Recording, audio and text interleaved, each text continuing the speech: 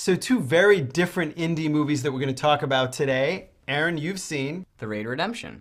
Liz, you've seen. Sound of My Voice. Fabulous. Discuss. I want to go first. Go ahead. I love Sound of My Voice. I thought it was fantastic. Somewhere in the valley, there is a woman living in a basement.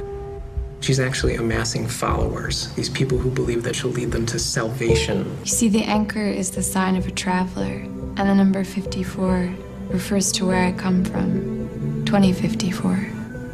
Your future.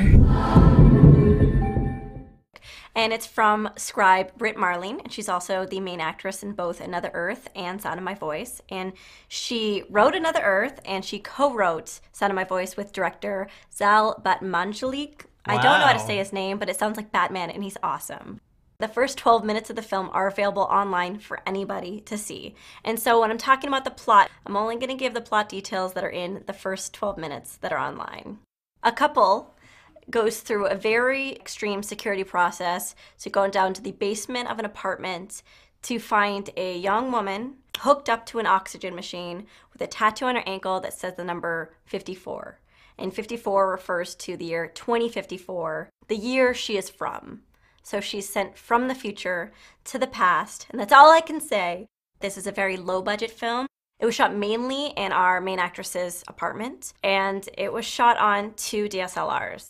It was actually 2 Canon 7Ds, which are consumer-based digital photography cameras that a lot of people with lower budgets for movies have been using in place of expensive Reds, for example, or anything like that. It's a gorgeous film with a fantastic indie soundtrack, with great performances and an incredibly solid script. And throughout the film, I kid you not, I had goosebumps. Wow. And I thought about it for days afterwards. I'd encourage everyone to see this film. How do they sustain all this suspense that you're talking about with it being shot in a single location? It's very few locations, and it maintains suspense through the script and the acting and the sheer concept, which is incredibly compelling. This woman that Brit Marling plays, her name is Maggie, you don't know whether she's from the future or not. So constantly you're asking yourself, do you buy this woman? Do you buy this character? What's real in this world? What's fake? So Aaron, tell us about The Raid Redemption, which is very different from what I understand than Sound of My Voice. The Raid Redemption is an Indonesian film that cost about $1 million to make. It was written, directed, and edited by Gareth Evans. The plot of this film follows the SWAT team as they try to take down a drug lord who is the ruler of a 15-story apartment building. He's on top, he's got eyes and ears everywhere, and the SWAT team is sent in to capture him. Only problem is, there's no backup waiting for them, and the bad guys know they're coming.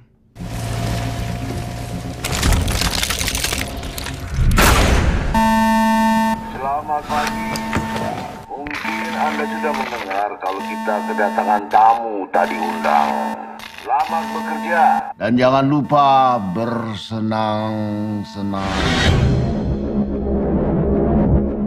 They get into the building, and for a little while it's okay. Things are going well. They're taking out people one by one. They get up to, I think, the 3rd floor before somebody spots them. But as soon as they're spotted, shit gets real. And crazy, very, very fast. The fight scenes are by and far the best part of this movie. It's mostly due in part to the lead, who plays Rama, and also the second lead bad guy, who plays Mad Dog. They're both incredible at martial arts. And the character of Mad Dog, I kid you not, is probably the coolest bad guy I've seen in like 20 years of film. The thing that really stands out about this movie, besides the martial arts itself, is the way that it's shot. There's not too much editing, it's not shaky cam, and you get a really good sense of where everybody is in the space of a room or an apartment or a floor. Sometimes there are battles taking places on different floors because there's holes and there's explosions, and the structural integrity of this building is just destroyed, you know, of course. So is there anything in it for anyone with a Y chromosome? Girls who like action movies, yeah. I'm not gonna pigeonhole women into saying that they wouldn't like this movie because I don't know what all women like, but I will say there is no sappy romance. There are handsome gentlemen, but they're almost all killed. And there's really no female supporting characters whatsoever. These sound like two really different but really great indie movies. Take your tickets, give me your final verdict. What are you doing standing around listening to me? You should be seeing Sound of My Voice. See it. It's the most fun I've had watching an action movie since Ong Bak, and seriously has one of the coolest bad guys ever. If you have any interest in martial arts movies at all, you have to go see it. Cheers! Cheers! Sound of My Voice and The Raid Redemption. Woohoo!